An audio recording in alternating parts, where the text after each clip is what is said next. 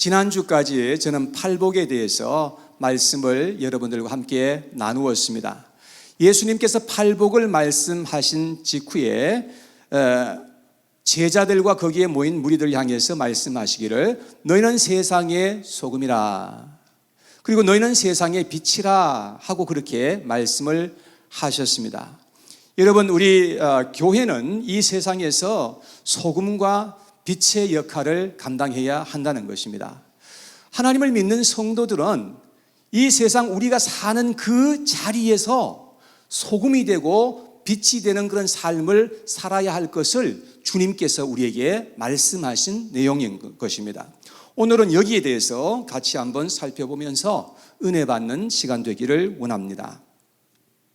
소금과 빛은 없어서는 안 될 너무나 소중한 것들인 것입니다. 여러분, 소금은 부패를 방지해 주는 그런 역할을 하는 것입니다. 중동 지역에 가면 아주 여기의 날씨처럼 무더운 그런 날씨가 지속됩니다. 여러분, 그래서 음식이 상하기가 아주 일쑤예요. 그래가지고 이 소금을 가지고 음식이 부패하는 것을 방지했던 것을 볼 수가 있습니다. 그리고 이 소금은 이 반찬을 만들고 음식을 만들 때에 이 맛을 내는 그런 역할을 하기 때문에 정말로 너무나 필수적인 그러한 것이었음을 우리가 알 수가 있는 것입니다. 빛은 어둠을 밝혀주어서 사람들로 방향을 알려주게 하고 길을 바로 갈 수 있도록 도와주는 그런 역할을 하는 것입니다. 그리고 우리에게 따스함을 주는 아주 너무나 소중한 것임을 우리는 알게 되는 것입니다. 그래서 소금과 빛은 세상에 좋은 영향력을 주는 것들로서 예수님께서 이런 것들을 가지고 비유로 말씀해 주신 것이지요. 우리 그리스도인들은 세상에서는 없어서는 안 될 너무나 소중한 존재들인 것임을 주님께서 말씀해 주신 것입니다. 그래서 세상에 좋은 영향을 끼치고 유익을 주는 존재로서 이 세상을 살아가야 한다는 것을 주님께서 말씀해 주신 것입니다. 그런데 예수님 당시에 가장 잘 믿는다고 했던 그런 바리새인들과 서기관들이 있었는데 이들은 세상에서 빛과 소금의 사명을 감당하지 못했던 사람들입니다. 그래서 예수님께서 그들을 강하게 책망하셨던 그런 내용들이 성경에 기록되어 있습니다. 그리고 예수님께서는 우리가 이 세상에서 소금과 빛으로 살아갈 수 있는 방법이 무엇인가? 라는 것을 우리에게 가르쳐 주신 것입니다. 자, 그런 내용들이 바로 산상수훈 전체의 5장, 6장, 7장에 있는 내용의 말씀인 것입니다. 자, 우리가 어떻게 하면 세상의 소금과 빛으로 살아갈 수 있을까요? 자, 오늘 16절 말씀을 좀 주목해서 보셨으면 좋겠습니다. 16절 말씀에 보시면 예수님께서 말씀하시기를 이같이 너희 빛이 사람 앞에 비치게 하여 그들로 너희 착한 행실을 보고 하늘에 계신 너희 아버지께 영광을 돌리게 하라, 이렇게 말씀합니다. 여러분, 빛이 사람 앞에 비치게 하라고 말씀을 합니다. 여러분, 어떻게 빛이 사람 앞에 비치게 할 수 있는 것입니까? 그것은 오늘 예수님께서 말씀하시기를 너희 착한 행실을 통해서 그렇게 할 수 있다라고 그렇게 말씀을 하신 것입니다. 착한 행실은 마치 소금의 짠맛과 같은 것입니다. 등불에 비치는 빛과 같은 것이라고 할 수가 있는 것입니다. 여러분, 만일 소금이 짠맛이 없다고 한다면 어떻게 될까요? 여러분, 사람들은 그것을 버려버리겠죠. 그리고 사람들의 발에 밟혀버리게 될 것입니다. 여러분, 그렇듯이 그리스도인들이라고 하면서 우리가 믿는 사람이라고 하면서 착한 행실이 없다면 어떻게 될까요? 여러분, 우리는 사람들에게 비웃음을 당하게 될 것이고 사람들에게 버림을 당하게 될 것이고 하나님의 영광이 가리워지게 될 것이면 너무나 분명한 사실인 것입니다. 그래서 우리는 착한 행실로 빛을 사람들에게 비추어서 그들에게 기쁨이 되고 유익이 될 수 있는 그런 존재로서 이 세상을 살아가야 한다라고 말씀하시는 겁니다. 그런데 교회의 직분자라고 하면서 교회에는 다니면서 착한 행실이 없다면 여러분 어떻게 될까요? 그것은 마치 등불을 켜서 말 아래 두는 것과 같은 것이라는 것입니다. 여러분, 세상에 이 등불을 켜가지고 말 아래 감추어 놓는 사람이 어디에 있습니까? 만약에 누가 그렇게 한다고 한다면 사람들이 비난하고 욕을 할 것임에 당연한 것이 아니겠습니까? 그와 같이 말로만 믿는다고 하고 말로만 크리스찬이라고 하면서 행동이 없다고 한다면 세상으로부터 많은 비난과 경멸을 받게 될 것이면 너무나 틀림이 없는 것입니다. 지금 세상 사람들이 교회를 향해서 얼마나 비난하고 공격하고 있는지 여러분 잘 알고 계십니다. 여러분, 아마도 이러한 일들은 두 가지의 이유 때문이 아닌가 저는 그렇게 생각해 봅니다. 첫째는 이 크리스찬들로부터 많은 그런 이 실망을 하였기 때문에, 교회로부터 많은 그런 실망을 한 사람들이 그렇게 하는 것이고, 또 두 번째 이유는 교회를 허물기 위해서 역사하는 어떤 그런 목적을 가지고 있는 사람들로 말미암아서 그렇게 될 것입니다. 그런데 많은 경우에 보면 그리스도인들에게서 실망을 하고 교회를 등진 사람들이 교회를 대적하고 공격하는 그런 사람들이 많이 있는 것을 보게 되는 것입니다. 만일 우리가 의를 행하고 선을 행했는데도 불구하고 핍박을 받고 공격을 당한다면 그건 우리 하나님께서 해결할 일이신 겁니다. 하나님께서 알아서 하시겠죠. 그런데 만약에 우리가 부정하고 불의한 행동으로 말미암아서 세상으로부터 비난을 받고 핍박을 받는다면 이건 정말 심각한 일이라는 것을 주님께서 말씀해 주시는 겁니다. 하나님은 하나님의 백성들이 이 땅에 살아갈 때에 하나님의 말씀을 따라서 공의와 정의를 행하면서 살아갈 것을 우리에게 말씀하셨고 또한 우리에게 그렇게 기대하고 계시는 것입니다. 에베소서 5장 8절 9절 말씀에 보면 이렇게 되어 있습니다. 너희가 전에는 어둠이더니 이제는 주 안에서 빛이라. 빛의 자녀들처럼 행하라. 빛의 열매는 모든 착함과 의로움과 진실함에 있느니라 그랬습니다. 우리는 전에는 어둠의 사람들이었다고 말씀하고 있습니다. 여러분, 그래서 우리는 어둠의 일을 좋아했고 더럽고 추하게 이 세상을 살아왔던 것입니다. 그런데 만약에 우리가 빛의 자녀가 되었다고 한다면 이제는 빛의 자녀처럼 행하면서 살아갈 것을 우리에게 말씀하고 있는 것입니다. 빛의 자녀처럼 살아가는 것은 무엇을 의미하는가 하면 착함과 의로움과 신실하게 살아가는 것, 그러한 것이 빛의 자녀로 살아가는 것이다 라고 말씀하고 있습니다. 이사야서 1장 16절에 보면 하나님께서 이스라엘 백성들에게 하신 말씀입니다. 너희는 스스로 씻으며 스스로 깨끗하게 하여 내 목전에서 너희 악한 행실을 버리며 행악을 그치고 라고 말씀했습니다.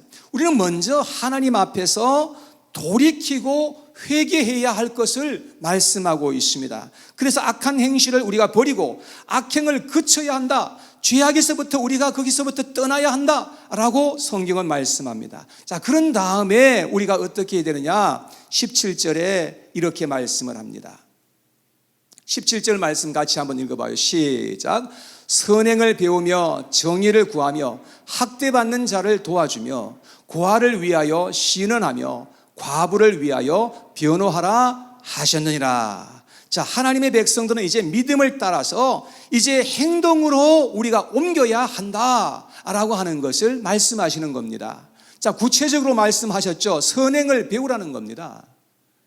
그리고 정의를 구하며 학대받는 자를 도와주고 고아를 위하여 신원하며 과부를 위하여 변호하라, 이렇게까지 구체적으로 말씀하신 것을 볼 수가 있습니다.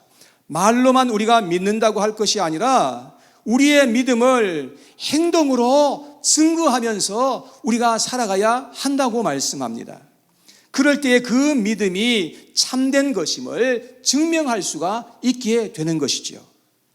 예수님은 사람들이 믿는다고 고백했다고 해서 감동하신 적이 한 번도 없으셨습니다. 그러나 그들이 믿음을 행동으로 옮기고 보였을 때에 예수님께서는 감동하시고 그들을 칭찬하셨던 사실을 성경을 보면 나와 있습니다. 많은 사람들이 입으로는 믿는다고 하지만 실제로 행동이 하나도 따라가지 않는 그러한 삶을 살아가고 있는 것을 우리는 보게 되는 것입니다. 여러분, 여기에 문제가 있는 것입니다. 성경에 보면 마귀도 하나님을 믿는다고 그랬습니다. 믿는 정도가 아니라 믿고 뜬다고 할 정도로 그렇게 믿음이 있지만, 그러나 그들은 결코 행동으로 옮기지 않는다는 것을 알 수가 있습니다. 예수님께서 마태복음 7장 21절에 이렇게 말씀하셨습니다. 다 같이 읽어요. 시작. 나더러 주여 주여 하는 자마다 다 천국에 들어갈 것이 아니요 다만 하늘에 계신 내 아버지의 뜻대로 행하는 자라야 들어가리라. 아무리 우리가 입술로 믿는다고 하고 예수님이 나의 주라고 그렇게 고백을 해도 우리의 행동이 따라가지 않는다고 한다면 우리의 믿음은 죽은 믿음에 불과한 것이라고 그렇게 예수님께서 말씀하신 것입니다. 그리고 마태복음 12장 50절에 예수님께서 또한 이렇게 말씀하셨습니다. 누구든지 하늘에 계신 내 아버지의 뜻대로 하는 자가 내 형제요 자매요 어머니니라 하시더라. 여러분, 예수님은 행동하는 믿음이 얼마나 소중한 것인지를 우리에게 이렇게 말씀을 해 주신 것입니다. 그러므로 우리는 하나님의 말씀을 믿는 것으로 자랑하는 것이 아니라 하나님의 말씀을 행하는 것으로 우리는 증명하는 그런 삶을 살아가야 할 줄로 믿습니다. 자, 그러나 우리가 분명히 해야 할 것이 한 가지가 있습니다. 그것은 뭐냐면 우리가 행함으로 말미암아 구원을 받는 것이 아니라는 것입니다. 우리가 구원을 받는 것은 오직 예수 그리스도를 믿음으로 말미암아서 구원받는다는 이 진리는 변할 수 없는 진리인 것입니다. 그런데 그 믿음이 행하는 믿음일 때에 그 믿음이 살아있는 믿음이요 참된 믿음이요 라고 주님께서 우리에게 말씀해 주시는 것입니다. 예수님은 착한 행실을 통해서 사람 앞에 빛을 비추며 살아가야 한다라고 말씀을 하셨는데, 여기에 착한 행실이라는 이 말에 대해서 조금 오해의 여지가 있습니다. 여러분, 우리가 좋은 일을 했다고 해서 그게 다 착한 행실이라고 말할 수는 없는 거예요. 이 세상에 하나님을 알지 못하는 사람들도 얼마든지 좋은 일을 하고 살아가는 사람들이 많습니다. 성경에 보면 서기관들과 바리새인들은 누구보다도 율법을 잘 지켰던 사람들이었습니다. 좋은 일에 앞장섰고 선한 행위가 가득했던 그런 사람들이었습니다. 그런데 예수님의 눈에는 그들은 율법을 어기고 패하는 자들로 그렇게 보였던 것입니다. 그들은 심히 부패하고 타락한 존재로 그렇게 예수님의 눈에 보였던 것입니다. 여러분, 왜 그럴까요? 예수님께서 산상수훈에서 제일 먼저 팔복에 대해서 말씀하신 이유가 여러분 무엇이라고 생각하십니까? 여러분, 팔복에 대해서 8가지를 쭉 살펴보면 거의 다 마음에 관한 것임을 알 수가 있습니다. 첫 번째서부터 6번째까지는 다 마음에 관한 것이에요. 심령이 가난한 자, 애통한 자, 온유한 자, 의에 줄이고 목말라 하는 자, 긍휼히 여기는 자, 마음이 청결한 자, 다 마음에 관한 거예요. 그리고 2가지, 이제 7번째와 8번째는 행위에 관한 것인데, 화평케 하는 자, 의를 위해서 핍박을 받는 자, 2가지밖에 없잖아요. 나머지는 다 마음에 대한 것을 주님께서 말씀하신 것을 볼 수가 있습니다. 우리에게 반드시 필요한 것은 먼저 마음의 변화가 일어나야 한다는 그런 말씀이에요. 여러분, 회개를 통해 마음의 변화가 없이 아무리 선한 일을 하려고 해봐도, 아무리 주님 앞에 섬기려고 해봐도 그것은 불가능하다는 것입니다. 우리 죄인들은요, 선한 일을 하면서 악을 행하는 존재인 거예요. 그러나 먼저 우리의 마음에서 변화가 일어나면 선한 행위는 하나 둘 그냥 자연스럽게 따라오게 되는 것이죠. 그래서 예수님은 팔복을 통해서 먼저 마음의 변화를 받으라고 우리에게 도전하시는 말씀인 것임을 알 수가 있는 것입니다. 그러면 우리가 화평케 하는 자로서 이 세상을 살게 될 것이다. 어디를 가도 화평을 구하면서 살게 된다는 것입니다. 아무리 어려움이 오고 핍박이 온다 하더라도 그래도 계속해서 의의 삶을 살아가고자 할 것이라는 그런 말씀이죠. 그러나 마음의 변화가 없이 아무리 예배를 성대하게 드리고 구제를 하고 좋은 일을 해도 그것은 하나님 앞에는 가시기에 불과한 것이라는 것입니다. 그러면 마음의 변화는 어떻게 해서 일어나는 것입니까? 여러분, 그것은 오직 빛으로 이 세상에 오신 예수 그리스도, 그분을 우리의 마음의 믿음으로 말미암아서 하늘로부터 성령을 받는 길밖에 없는 것입니다. 그럴 때 우리의 마음에 변화가 일어나는 거죠. 에스겔서 36장 26절 27절 말씀에 보니까 이렇게 되어 있습니다. 또 새 영을 너희 속에 두고 새 마음을 너희에게 주되 너희 육신에서 굳은 마음을 제거하고 부드러운 마음을 줄 것이며 또 내 영을 너희 속에 두어 너희로 내 율례를 행하게 하리니 너희가 내 규례를 지켜 행할지니라. 여러분, 우리가 성령을 마음에 받게 되면, 성령께서 우리 안에 들어오시면 우리의 마음이 새로운 마음이 된다는 거예요. 새로운 마음의 변화가 일어나게 되면 우리는 하나님의 말씀을 따라서 행하고자 하는 그런 마음을 갖게 된다는 그런 말씀인 거죠. 우리가 예수 그리스도를 믿고 성령으로 거듭나지 않는다면 우리 스스로는 결코 선을 행할 수 없다는 사실을 알아야 하는 것입니다. 여러분, 모든 행위는 다 악한 것에 불과한 것입니다. 니고데모는 바리새인이었습니다. 예수님께서 니고데모에게 이렇게 말씀을 하셨습니다. 요한복음 3장 5절 말씀에 보니까 말씀하시기를 진실로 진실로 내게 이르노니 사람이 물과 성령으로 나지 아니하면 하나님의 나라에 들어갈 수 없느니라.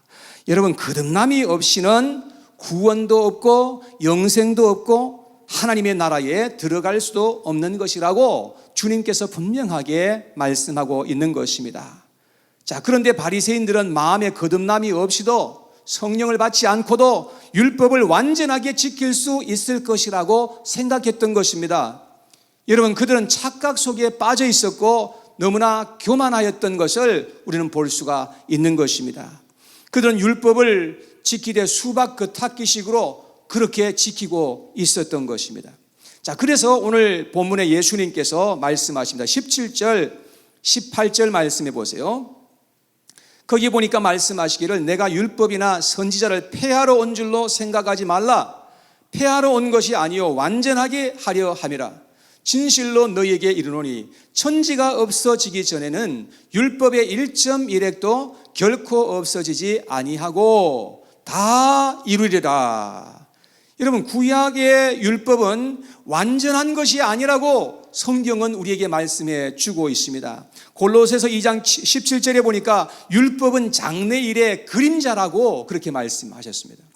여러분, 하나님께서는 율법을 통해서 우리에게 정말로 말씀하고자 하시는 어떤 그 목적과 의도가 있었다는 것입니다. 여러분, 하나님께서 율법을 통해서 우리에게 뭘 말씀하고자 하시는 걸까요? 구약의 율법을 통해서 여러분, 우리에게 말씀하고자 하시는 그 하나님의 뜻이 있었어요. 여러분, 율법의 본질이 무엇입니까? 율법의 본질은 사랑이에요. 십계명을 통해서 예수님께서 십계명을 통해서 우리에게 주시는 말씀이 뭡니까?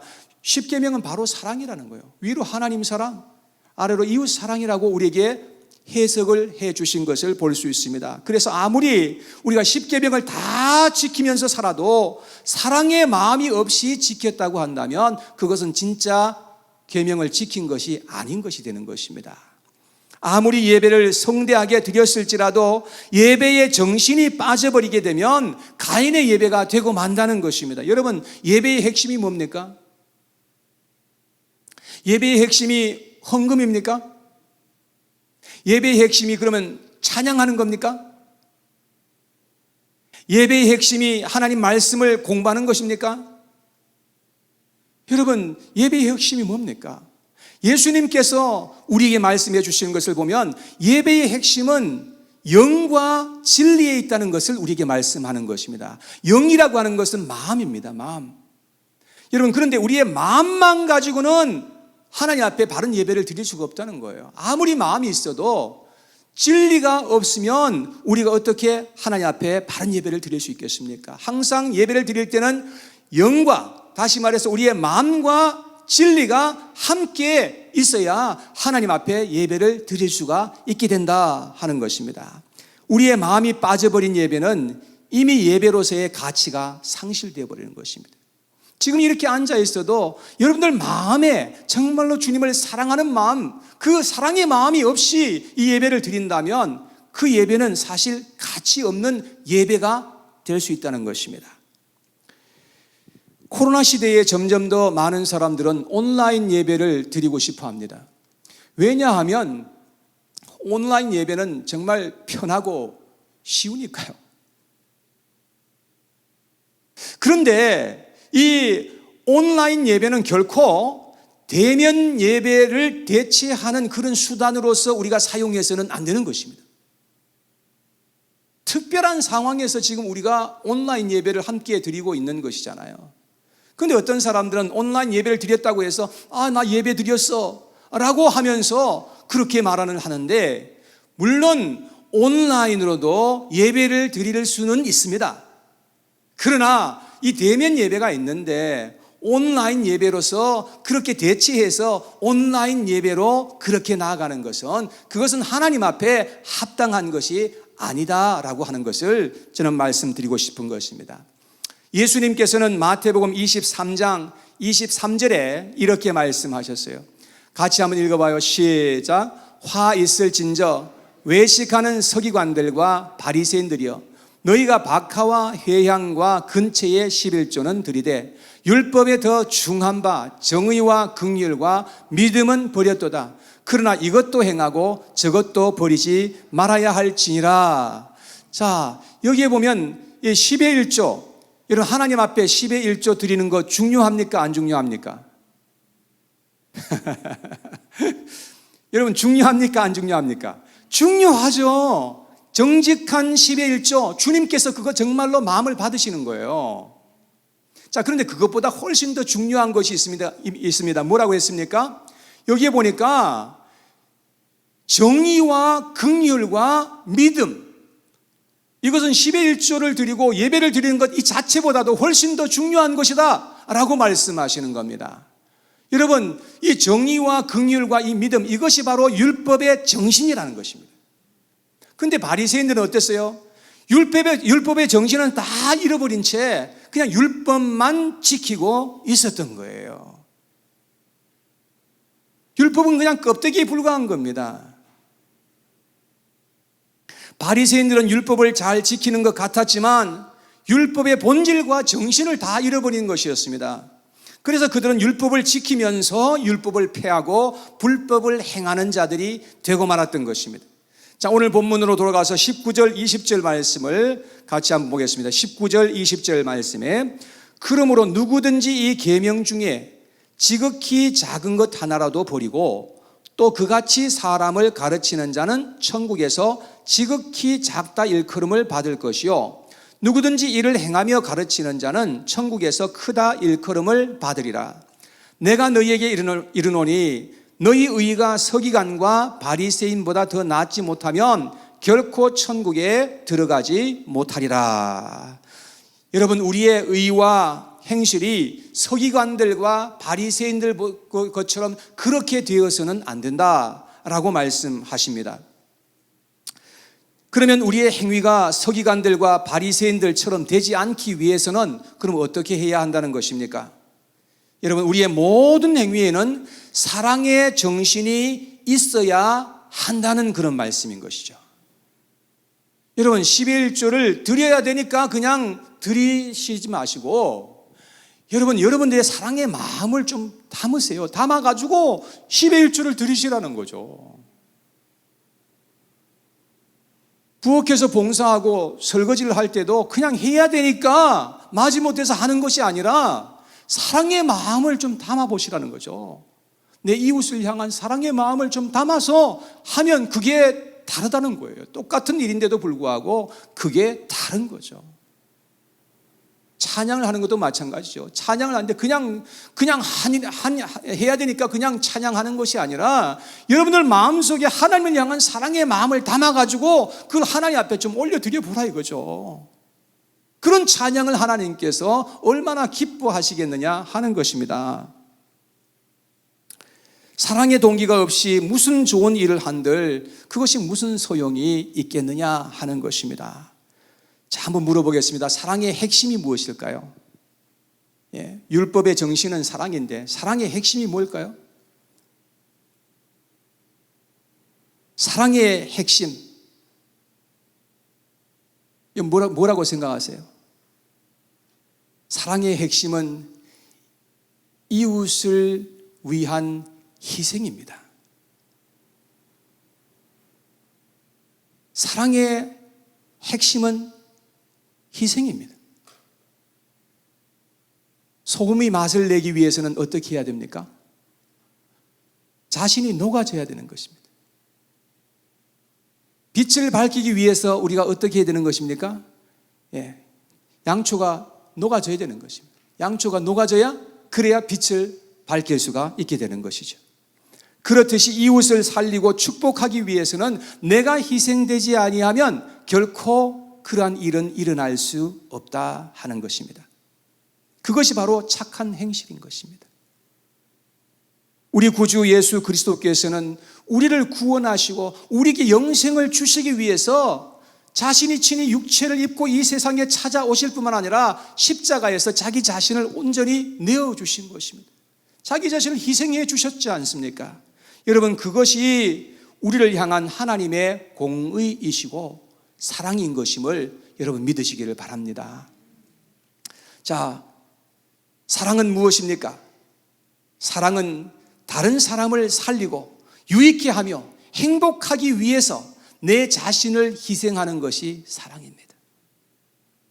다시 한번 말씀드릴게요. 사랑은 다른 사람을 살리고 다른 사람을 유익해 하고 행복하게 만들어주기 위해서 내 자신을 희생하는 것이 그것이 사랑이라고 할 수 있는 것입니다. 물론 이것이 한순간에 다 그렇게 할 수 있는 것은 아니라 할지라도 우리는 매일 조금씩 우리가 배우며 훈련하며 복된 인생을 살도록 해야 한다고 주님이 말씀하시는 것입니다. 그럴 때에 우리가 있는 곳에서 세상의 빛을 밝힐 수가 있게 됩니다. 그리고 우리가 있음으로 말미암아 세상의 부패를 막고 적어도 부패를 늦출 수 있는 그런 인생을 우리가 살아갈 수가 있게 된다는 것입니다. 사랑하는 여러분, 우리가 이 세상에 얼마 동안 더 이상 살아갈지는 모르겠지만 주님께서는 여러분과 저에게 이 세상에서 살아갈 때에 이러한 삶을 살아야 한다고 우리에게 말씀하고 계시는 것입니다.